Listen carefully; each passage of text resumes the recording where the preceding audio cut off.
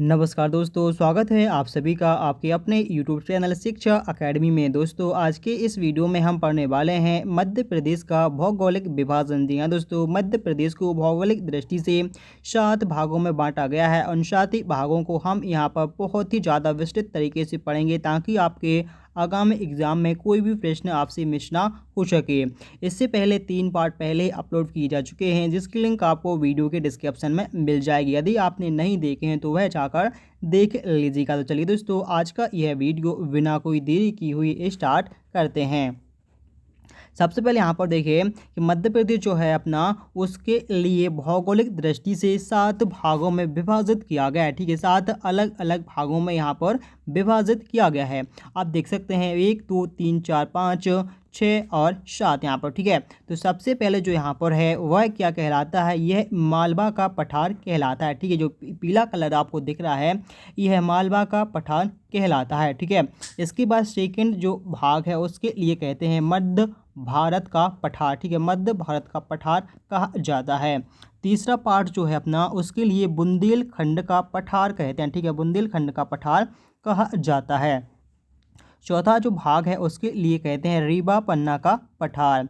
पांचवा जो भाग है अपना, उसके लिए बघेलखंड का पठार कहा जाता है। और छठवें नंबर पर जो अपना है, इसके लिए नर्मदा सोन घाटी के नाम से इसके लिए जाना जाता है। और 7वां नंबर जो है यानी 7वां भाग, इसके लिए सतपुड़ा मैकाल श्रेणी कहा जाता है। तो दोस्तों, यह है मध्य प्रदेश के भौगोलिक दृष्टि से 7 भाग यहाँ पर कंप्लीट हो गए। अब हम हर एक भाग को बहुत ही ज़्यादा बारीकी से पढ़ेंगे ताकि कोई भी प्रश्न आपसे मिस ना हो सके। तो सबसे पहले हम यहाँ पर पढ़ने वाले हैं मालवा के पठार के बारे में।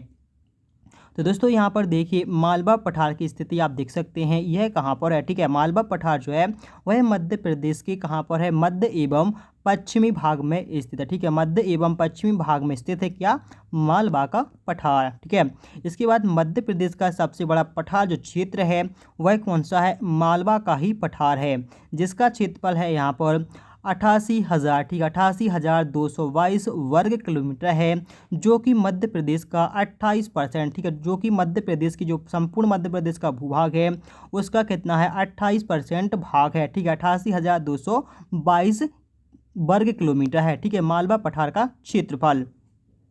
मालवा पठार का जो विस्तार है वह मध्य प्रदेश के निम्न जिलों में फैला हुआ है, यानी कि भोपाल में फैला है, रतलाम, उज्जैन, धार, देवास, झाबुआ तथा इंदौर का जो संपूर्ण भाग है वह इसमें शामिल है। और आंशिक रूप से सागर, गुना, अशोकनगर, विदिशा, शाजापुर, गुना, सीहोर, आगर मालवा, रायसेन, राजगढ़ व खंडवा, मंदसौर और खारगोन जिले यहाँ पर शामिल हैं। जो आंशिक रूप से यानी कुछ भाग इसमें भी आते हैं। ठीक है, यहाँ पर फिर है मालवा के पठार की जो प्रमुख नदियाँ हैं वह सबसे प्रमुख नदी यहाँ पर है माही नदी, छिप्रा नदी, चंबल नदी, वेतवा नदी, सोन नदी, काली सिंध, पार्वती नदी, गंभीर नदी तथा दसान नदी यहाँ की प्रमुख नदियाँ प्रभावियाँ बहती हैं किसमें, मालवा के पठार में। ठीक है, इस मालवा का जो पठार है वह उसके क्या पूर्व में क्या है, जो पूर्वा हिस्सा है यह क्या है, पूर्वा हिस्सा क्या है, यहाँ बुंदेलखंड का पठार स्थित है। और पश्चिमी अपना जो दिशा है वहाँ पर क्या है, आरावली की पर्वत पहाड़ियाँ स्थित हैं। ठीक है, आरावली की पहाड़ियाँ स्थित हैं पश्चिम में। ठीक है, इसके बाद यहाँ पर हम जानेंगे प्रमुख औद्योगिक क्षेत्र के बारे में। तो मालवा के पठार का सबसे प्रमुख औद्योगिक क्षेत्र है पीतमपुर, जो कि धार जिले के अंतर्गत आता है। दूसरा है मेघनगर, जो कि झाबुआ जिले में आता है। मंडी द्वीप है, जो कि रायसेन जिले में आता है। नांगदा है, नांगदा और पीलूखेड़ा, जो कि राजगढ़ जिले में आता है। इंदौर है और सागर है। गंजवासौदा है, विदिशा जिले में आता है। और मक्सी जो है वह कहाँ पर, शाजापुर जिले में आते हैं। यह प्रमुख औद्योगिक क्षेत्र हैं मालवा के पठार में। ठीक है, इसके बाद मालवा के पठार की जो औसत वर्षा है वह यहाँ पर 62.5 सेंटीमीटर से 75 सेंटीमीटर की वर्ष होती है। ठीक है, कितनी होती है, औसत वर्षा 62.5 सेंटीमीटर से 75 सेंटीमीटर के मध्य यहाँ पर वर्षा होती है पूरे मालवा के पठार में। ठीक है, मालवा का जो पठार है इसकी एक सबसे ऊंची चोटी है जिसका नाम है सिगार। ठीक है, सिगार नाम है। यह चोटी कितनी ऊंची है, तो यह चोटी है 881 मीटर ऊंची। ठीक है, 881 मीटर इसकी ऊंचाई है, जो कि मालवा के पठार की सबसे ऊंची चोटी है। प्रमुख मिट्टी की बात करें यहाँ पर तो प्रमुख मिट्टी अपनी है काली मिट्टी। प्रमुख फसल यहाँ पर काली मिट्टी में कौन सी फसल होती है तो कपास होती है, सोयाबीन और गेहूँ यहाँ की प्रमुख फसलें हैं। प्रमुख उद्देश्य की बात करें तो सबसे ज़्यादा यहाँ पर सूती वस्त्र उद्योग जो है विख्यात है यहाँ का, ठीक है। इसके बाद यहाँ पर देखिए ऐतिहासिक स्थल की बात करें तो उज्जैन का जो महाकालेश्वर मंदिर है वह कहाँ पर है, मालवा के पठार के अंतर्गत ही आता है। सांची स्तूप जो रायसेन जिला में है वह भी इसी के अंतर्गत आता है। भीमबेटका की गुफाएं हैं, यह भी रायसेन जिले में। और उदयगिरी की गुफाएं यह कहाँ, विदिशा जिले में है, जो कि मालवा के पठार के अंतर्गत ही आती हैं। दोस्तों इसके बाद हम बात करते हैं सेकंड भाग मध्य भारत का पठार, ठीक है, मध्य भारत का पठार। तो आप देख सकते हैं मध्य भारत का जो पठार है वह कहाँ पर पड़ता है, यह मालवा के पठार के जस्ट ऊपर यहाँ पर पड़ता है, ठीक है। मध्य भारत का जो पठार है वह मध्य प्रदेश की कौन सी दिशा में पड़ता है, उत्तर पश्चिम दिशा में पड़ता है या स्थित है। मध्य भारत का जो पठार है इसका क्षेत्रफल 32,000, ठीक है, 32,896 वर्ग किलोमीटर है, जो कि संपूर्ण मध्य प्रदेश के क्षेत्रफल का लगभग कितना 10.87% है या प्रतिशत है, 10.87% है। मध्य भारत का जो पठार है यह भिंड, मुरैना, ग्वालियर, शिवपुरी, मंदसौर, नीमच, दतिया जिलों में फैला हुआ है, ठीक है। मुरैना, ग्वालियर, शिवपुरी, मंदसौर, नीमच, दतिया जिलों में फैला हुआ है, ठीक है। इसके बाद यहाँ पर देखेंगे मध्य भारत के पठार में ही का चंबल नदी जो है वह मुरैना के क्षेत्र में मृदा अपरदन होता है, जिसके कारण से विहड़ों का निर्माण होता है, ठीक है। विहड़ों का निर्माण होता है चंबल नदी के द्वारा, कहाँ पर, मुरैना क्षेत्र में। मध्य भारत के पठार की जो प्रमुख मिट्टियां हैं वह है जलोढ़ मिट्टी और लाल मिट्टी, यहाँ पर अधिकांश रूप से पाई जाती हैं। इसके बाद देखिए प्रमुख नदियों की बात करें तो सबसे प्रमुख नदी है यहाँ की चंबल नदी, पार्वती नदी, बनास नदी और काली सिंध नदी मध्य भारत पठार की प्रमुख नदियों में से हैं, ठीक है। इसके बाद मध्य भारत का जो पठार है इसकी प्रमुख फसलें हैं सरसों, तिलहन, मक्का तथा ज्वार और चना यहाँ की प्रमुख फसलें मानी जाती हैं। नेक्स्ट है यहाँ पर कि मध्य भारत का जो पठार है यहाँ पर औसत वर्षा कितनी होती है, 55 सेंटीमीटर से 75 सेंटीमीटर के मध्य होती है, ठीक है। 55 से 75 सेंटीमीटर के मध्य होती है, जो कि मध्य प्रदेश में सबसे कम वर्षा यहाँ पर रिकॉर्ड की गई है, ठीक है, कितनी, 55 सेंटीमीटर, ठीक है। इसके बाद मध्य भारत का जो पठार है यहाँ पर प्रमुख जनजातियाँ सहरिया जनजाति निवास करती है, ठीक है। कौन सी सहरिया जनजाति यहाँ पर निवास करती है। औद्योगिक क्षेत्र की बात करें यहाँ पर तो मालनपुर जो उद्योग क्षेत्र है वह भिंड जिले में है, बामोर है यह मुरैना जिले में, और कैलासर है जो यह कहाँ पर है, ग्वालियर जिले में स्थित है। इसके बाद हम जानेंगे बुंदेलखंड के बारे में, ठीक है। बुंदेलखंड का जो नक्शा है आप यहाँ पर देख सकते हैं, ठीक है। यहाँ पर पूरा क्या है, ये बुंदेलखंड यहाँ पर आपको इंडिकेट किया गया है।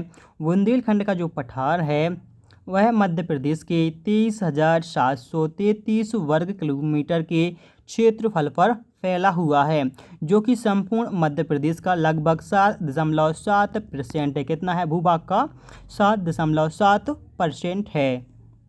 बुंदेलखंड का पठार मध्य प्रदेश के छतरपुर, पन्ना, टीकमगढ़, सागर, दतिया, ग्वालियर, भिंड, शिवपुरी और निवाड़ी क्षेत्रों में फैला हुआ है, ठीक है। निवाड़ी जो जिले हैं इनमें फैला हुआ है। इसके बाद हम बात करते हैं बुंदेलखंड के पठार में जो अधिकतर मिट्टी है वह कौन सी मिट्टी पाई जाती है, तो लाल मिट्टी पाई जाती है, कहाँ पर, बुंदेलखंड के पठार में।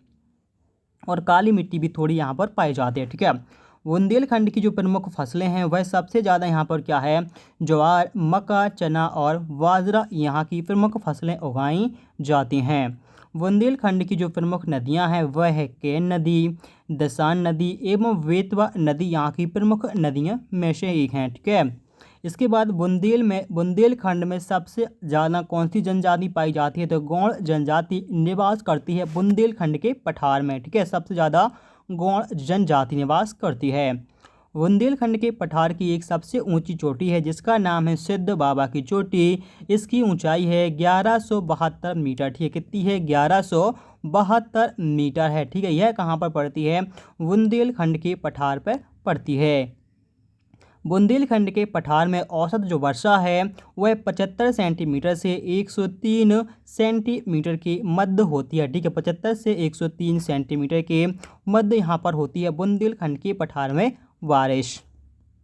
बुंदेलखंड के पठार का जो ऐतिहासिक स्थल है वह कहाँ पर है, खजुराहो है और ओरछा है। ठीक है, और खजुराहो और ओरछा जो कि कहाँ पर छतरपुर जिले के अंतर्गत आते हैं। ठीक है, इसके बाद हम बात करते हैं रीवा पन्ना के पठार के बारे में। रीवा पन्ना का पठार, इसका आप मैप यहाँ पर देख सकते हैं रेड कलर से, जो कि इंडिकेट है। तो यहाँ पर देखें जानेंगे रीवा पन्ना का जो पठार है वह मध्य प्रदेश के 31,954.8 वर्ग किलोमीटर में फैला हुआ है। ठीक है, कितनी में, 31,954.8 वर्ग किलोमीटर में फैला हुआ है, जो कि मध्य प्रदेश का लगभग 10.37वां भाग है, 10.37% भाग है। रीवा पन्ना का पठार मध्य प्रदेश के रीवा, सीधी, सतना, पन्ना, दमोह और सागर जिलों में यह फैला हुआ है। रीवा पन्ना का जो पठार है यहाँ पर सबसे प्रमुख जो उद्योग है वह है सीमेंट का उद्योग यहाँ पर किया जाता है। रीवा पन्ना का पठार को विंध्य का पठारी प्रदेश भी कहते हैं, क्योंकि यहाँ पर क्या पाए जाते हैं, विंध्याचल शैल पाए जाते हैं। ठीक है, विंध्याचल शैल पाए जाने के कारण से यहाँ पर विंध्य का पठारी इसके लिए उपनाम से जानते हैं। रीवा पन्ना का पठार में दोमट मिट्टी, लाल मिट्टी तथा काली मिट्टी का मिश्रण यहाँ पर पाया जाता है। ठीक है, रीवा पन्ना के पठार की जो प्रमुख फसलें हैं वह धान है, मक्का है, ज्वार है और तिलहन यहाँ की प्रमुख फसलों में गिनी जाती हैं। इसके बाद यहाँ पर जानेंगे रीवा पन्ना का जो पठार है यहाँ की सबसे प्रमुख नदियाँ सोन नदी, टोस नदी और सुना नदी यहाँ पर बहती हैं। रीवा पन्ना के पठार की जो प्रमुख जनजाति है वह है कोल जनजाति और पानी का जनजाति, यहाँ पर प्रमुख रूप से निवास करती हैं। कहाँ पर, रीवा पन्ना के पठार में। ठीक है, रीवा पन्ना का जो पठार है यहाँ पर औसत वर्षा, ठीक है, औसत वर्षा कितनी होती है तो 125 सेंटीमीटर से 127 सेंटीमीटर तक रिकॉर्ड यहाँ पर की गई है। ठीक, कितनी, 125 से 127 सेंटीमीटर तक यहाँ पर वर्षा होती है। कहाँ पर, रीवा पन्ना के पठार में। रीवा पन्ना के पठार पर ही प्रदेश का सबसे ऊंचा जो जलप्रपात है जो कि चचाई जलप्रपात के नाम से जाना जाता है, जिसकी ऊंचाई यहाँ पर कितनी है, 130 मीटर है। यह कौन सी नदी पर है, वीहर नदी पर बना हुआ है या स्थित है। ठीक है, वीहर नदी इसका निर्माण करती है चचाई जलप्रपात का। ठीक है, जो कि मध्य प्रदेश का सबसे ऊँचा जलप्रपात है। ठीक है, इसके बाद हम बात करेंगे बघेलखंड के पठार के बारे में। तो बघेलखंड का जो पठार है इसका आप मैप भी यहाँ पर देख सकते हैं। यहाँ पर देखिए बघेलखंड का पठार मध्य प्रदेश के 25,000 वर्ग किलोमीटर क्षेत्रफल में फैला हुआ है, जो कि संपूर्ण मध्य प्रदेश का कितना परसेंट है, 7% भाग है। बघेलखंड का पठार का क्षेत्रफल मध्य प्रदेश के सीधी, सिंगरौली, शहडोल, अनूपपुर, उमरिया जिलों में फैला हुआ है। बघेलखंड के पठार में मुख्यतः लाल मिट्टी और पीली मिट्टी पाई जाते हैं। ठीक है, लाल मिट्टी और पीली मिट्टी यहाँ पर मुख्यतः रूप से पाई जाती हैं। मध्य प्रदेश की जो ऊर्जा राजधानी है जो कि क्या है, वैढन, यह कहाँ पर है, सिंगरौली में है। यह बघेलखंड के पठार में ही स्थित है। सफ़ेद शेरों की के लिए विख्यात जो बांधवगढ़ राष्ट्रीय उद्यान है वह भी कहाँ पर पड़ता है, बघेलखंड के पठार में ही अंतर्गत आता है। बघेलखंड की जो प्रमुख नदियां हैं वह हैं सोन नदी, रेहंद नदी, हसदो नदी और जोहेला नदी यहाँ पर बहती हैं। बघेलखंड के पठार में औसत वर्षा 75 सेंटीमीटर से 125 सेंटीमीटर तक यहाँ पर रिकॉर्ड की गई है। औसत वर्षा 75 से 125 सेंटीमीटर तक रिकॉर्ड की गई है औसत वर्षा। मध्य प्रदेश की सबसे बड़ी जो नदी है वह है नर्मदा नदी, जो कि बघेलखंड के पठार पर स्थित अमरकंटक शिखर से ही निकलती है। कहाँ से निकलती है, अमरकंटक शिखर से ही निकलती है। बघेलखंड का जो प्रमुख औद्योगिक क्षेत्र है वह क्या है, अमलाई पेपर मिल। यह कहाँ पर है, शहडोल जिले के अंतर्गत आता है। और यहाँ पर एक और प्रसिद्ध है जिसका नाम है लाख उद्योग, यह भी प्रसिद्ध है बघेलखंड का प्रमुख औद्योग क्षेत्र। ठीक है, कौन सा, एक अमलाई पेपर मिल है और दूसरा है यहाँ पर लाख उद्योग। ठीक है। इसके बाद हम छठवें पार्ट की बात करते हैं, नर्मदा सोन घाटी के। ठीक है, नर्मदा सोन घाटी, इसका आप मैप देख सकते हैं। यह पूरा कौन सा है, नर्मदा सोन घाटी का मैप है, जो कि नर्मदा सोन घाटी मध्य प्रदेश की 86,000 वर्ग किलोमीटर क्षेत्रफल पर फैली हुई है, जो कि मध्य प्रदेश का कितना भाग है, यह 26% है। ठीक, कितना है, 26% है, लगभग कितना, 26% है नर्मदा सोन घाटी का क्षेत्रफल मध्य प्रदेश के संपूर्ण क्षेत्रफल का। नेक्स्ट है यहाँ पर नर्मदा सोन घाटी का क्षेत्रफल, यह मध्य प्रदेश के मंडला जिला, जबलपुर जिला, होशंगाबाद, धार, नरसिंहपुर, मंडला, खारगोन, देवास और बड़वानी जिलों में फैला हुआ है।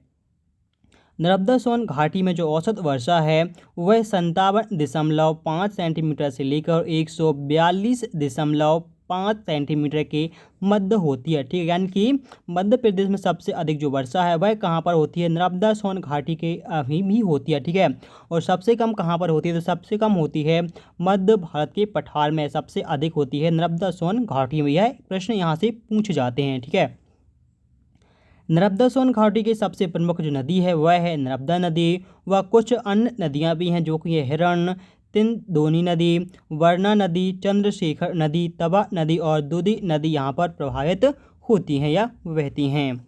नर्मदा सोन घाटी में मुख्य रूप से गौड़, भील, कोरकू और बेगा जनजाति निवास करती है। ठीक है, गौड़, भील, कोरकू और बेगा जनजाति यहाँ पर निवास करती है। नर्मदा सोन घाटी का जो नाम है वह नर्मदा नदी के कारण पड़ा, जो कि मध्य प्रदेश की सबसे बड़ी नदी है, जिसकी लंबाई 13-12 किलोमीटर है और यह केवल मध्य प्रदेश में ही 1077 किलोमीटर लंबी है। ठीक है, 1077 किलोमीटर लंबी है मध्य प्रदेश में। ठीक है, इसके बाद हम जानेंगे सतपुड़ा मैकाल श्रेणी के बारे में। यह अपना 7वां भाग और अंतिम भाग है। ठीक है, सतपुड़ा मैकाल श्रेणी, जिसका आप यहाँ पर मैप भी देख सकते हैं। ठीक है, यह सबसे नीचे भाग यहाँ पर है, नर्मदा सोन घाटी के नीचे। सतपुड़ा मैकाल श्रेणी का जो क्षेत्रफल है वह कितना है, 34,002 वर्ग किलोमीटर है, जो कि संपूर्ण मध्य प्रदेश का कितना है, 11% है, 11% भाग है। सतपुड़ा मैकाल श्रेणी में के जो बैतूल, सिवनी, बालाघाट, मंडला, छिंदवाड़ा, होशंगाबाद, मंडला, खारगोन और बड़वानी जिलों में यह फैला हुआ है। ठीक है, सतपुड़ा मैकाल श्रेणी का जो क्षेत्रफल है वह बैतूल, सिवनी, बालाघाट, मंडला, छिंदवाड़ा, होशंगाबाद, खंडवा, खारगोन और बड़वानी जिलों में यह फैला हुआ है। सतपुड़ा मैकाल श्रेणी की जो प्रमुख मिट्टी है वह कौन सी है, काली मिट्टी है और लाल मिट्टी यहाँ पर मुख्य रूप से पाई जाती है। सतपुड़ा मैकाल श्रेणी की जो प्रमुख फसलें हैं वह हैं कपास, गेहूं, धान और ज्वार यहाँ की प्रमुख फसलों में आती हैं। सतपुड़ा मैकाल श्रेणी की जो प्रमुख नदी हैं वह है नर्मदा नदी, तवा नदी, बैनगंगा नदी, शक्कर नदी, छोटी तवा नदी और वर्धा नदी यहाँ पर बहती हैं या उद्गम इनका होता है। मध्य प्रदेश की सबसे ऊंची जो चोटी है जिसका नाम है धूपगढ़ की चोटी, जिसकी ऊंचाई है 1350 मीटर की। ठीक है, 1350 मीटर। यह सतपुड़ा मैकाल श्रेणी के अंतर्गत ही आती है। मध्य प्रदेश की सबसे ऊंची चोटी जो कि धूपगढ़ की चोटी है, यह कहाँ पर, सतपुड़ा मैकाल श्रेणी के अंतर्गत ही आ जाती है। यह कई बार एग्जाम में पूछा गया है, आप इसको याद रखिएगा।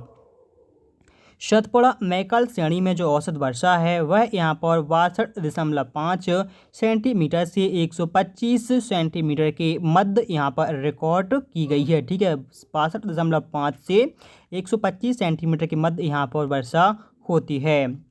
सतपुड़ा पर्वत श्रेणी में मैंगनीज, तांबा, कोयला तथा बॉक्साइट प्रमुख जो खनिज हैं वह पाए जाते हैं। मैंगनीज पाया जाता है, तांबा पाया जाता है, कोयला और बॉक्साइट यहाँ पर प्रमुख रूप से पाए जाते हैं। अब बात करें यहाँ पर जनजाति के बारे में, तो मैकाल श्रेणी के क्षेत्र में गौड़, कोरकू, भील जनजातियाँ निवास करती हैं। ठीक है, सतपुड़ा मैकाल श्रेणी में कौन सी, गौड़, कोरकू, भील जनजातियाँ निवास करती हैं।